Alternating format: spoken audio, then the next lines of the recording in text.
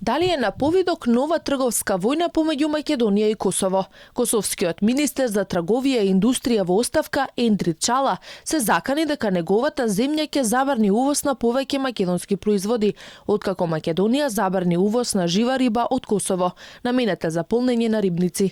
Тој за намерата на Косово го известил и нашиот министер за економија Крешник Бектеши. Во писмото до него се бара Скопје да ги отстрани бариерите, а ако до тоа не дојде, косовската страна ќе ги разгледа мерките на реципроцитет за сите производи од Северна Македонија кои се увезуваат во Косово.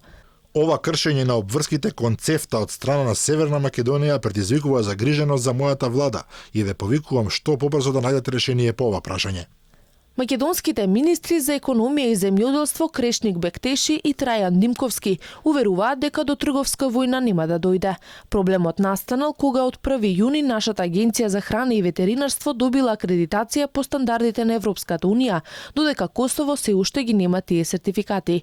Димковски тврди дека забраната за увоз на материјал за порибување не важи само за Косово, туку за сите држави кои немаат спроведено контрола и гаранција дека она што го извезуваат во Македонија е здравствено исправно. Свежа риба од Косово може да влегува во Македонија, со тоа што кога велиме свежа риба која што веднаш се дистрибуира по маркети или по рибарници, она на што се однесува забраната е на порибителниот материјал, а тоа е икра и млади риби.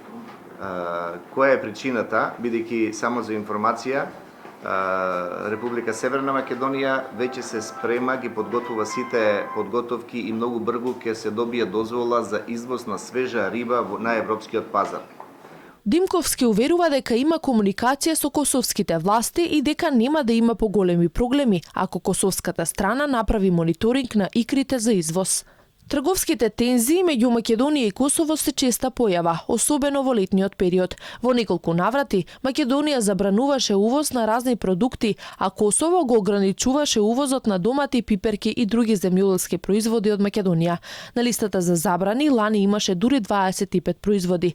Ваквата пракса од двете страни често завршуваше со поплаки за прекршување на обврските од СЕФТА договорот.